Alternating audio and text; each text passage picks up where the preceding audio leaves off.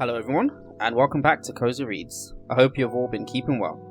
Welcome to the fifth and last installment of The Tale of the Beginning. This part will hopefully wrap up The Tale of the Beginning and lead us into our new story, A Universe Molded. With Malakoth and his army banished, let's see what the couple will do to shape the future of the First Ones. Oh, but first it appears the couple are in trouble. Darling, please can you hear me? I need you, please don't go. The husband said to his wife as she lay on the floor. After creating the portal, the wife had been knocked out from the pressure and energy needed to conjure up the portal. She was laying there, stuck in her head, unsure of what was going on, and if she was even still alive. She could hear her husband, but she could not react to him. She could not speak to him. She was afraid. Please, is there anyone who can help? First One brothers and sisters, please one of you do something to save her. The husband called to the First One surrounding them. Some of the First Ones looked around at the others to see if anyone could step up, while the other First Ones looked to the floor, feeling useless at that they could do nothing to help the wife. That was until the First One chimed in and stepped forward. I might be able to help, said an older First One. They were not as old as Malakoth, but they were older than most First Ones. They had predicted the fall of Malakoth and had been one of the earliest First Ones to support the couple. The First One walked over to the couple while explaining how they could help the wife. While studying the young civilizations, I found myself learning from them as well. I was able to teach and provide for them as much as they could for me, and in taking the time to listen to them, I was able to learn remedies that they used to cure their people of illness, pestilence, and fatigue. While we are First Ones, and so their primitive remedies may not work on us, I did synthesize a remedy that could work for our people. I have trialed a small amount on myself, and while it may not cure illness, it does provide a reviving effect, rejuvenating our energy. I will give some to the wife, hopefully it may revive her. As the First One said this, they knelt and poured an odd liquid into the wife's mouth. The husband stood by to let the First One do what she needed. If it could save his wife, then he would do whatever was necessary. Once all the liquid was poured, the First One then put their hands on the wife's chest and recited what seemed to be a small prayer. This got the other First Ones interested. Who or what could she be praying to? The wife could feel the liquid pouring into her body. It felt cold but warm at the same time, almost like a perfectly cozy hug, one that made you feel truly safe and loved, one that you could fall asleep in and have no worries of any external danger. It slowly started to rejuvenate her, causing all of her energy to rush to the point of where the liquid was. As her energy gathered towards it, the liquid then took that energy and rushed around her body, rejuvenating every piece of her as it went past, until eventually it covered her body and reconvened at her heart, where she could hear a voice, one telling her to get up, asking, almost pleading for her to get up. It was him, her husband. His voice was breaking through. Whatever the liquid was, it was reviving her. Her senses were coming back. She reached out to the voice, and in that moment, she was awake, her and her husband embracing in each other's arms. I thought I had lost you, the husband said as he cried into his wife's shoulder. I'm still here, and I'm not going anywhere without you.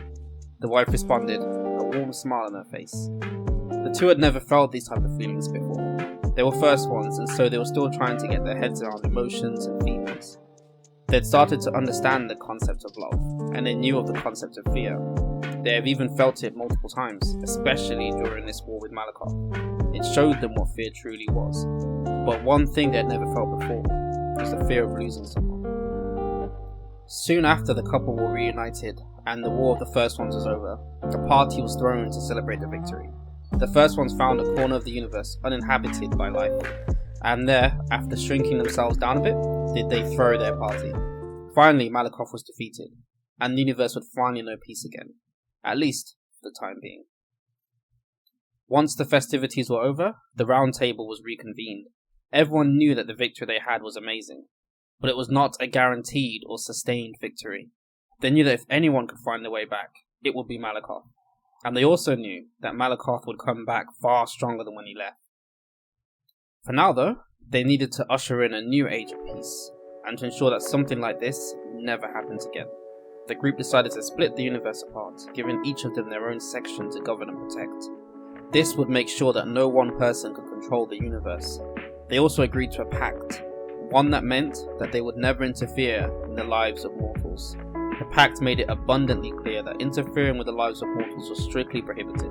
They had to make sure that the mortals figured things out on their own. While the mortals may pray and revere them as gods, the first ones are not to intervene in mortal lives, and instead let the mortals go about their own lives. The pact also stated that no first one may interfere with another first one section of the universe, and if they do, then they would have to answer to the Round Table. This agreement brought about an age of peace between the first ones and the universe. While mortals went amongst their lives being born, living, waging wars, experiencing peace, raising families, striving, achieving, advancing, and dying, the first ones did not intervene. Instead, they merely observed. However, as the mortals started to notice the absence in their gods more and more, they looked to create and pray to new gods, and this brought about a new advent of gods. Not first ones, but not mortal either. There was something in between. These gods settled into pieces of the universe along with the first ones, and over time, a child of one of these gods would go on to shape the universe, and just like Malakoth, bend it to their will. And with that, I hope you've all enjoyed this final part of the saga that we have been on. It's been a long one, but we have made it, and hopefully you've all come out of it with a new story to enjoy on days when you need something to chill to and listen to. Let me know what you thought of the series and the characters and of this new direction for the channel. And that brings the tale of the beginning to an end, so look forward to the new series, A Universe Mold. And don't forget to check out Regalian by Kelvin Stevens Witt on Amazon. You can either get it in paperback or in Kindle version, so feel free to check them out whenever you can. But until then, as always, I hope that you're sufficiently warmed up and that this story has brought you some level of comfort. I wish you safe travels on the journey of life, and feel free to come back again when you need a new story to warm your day.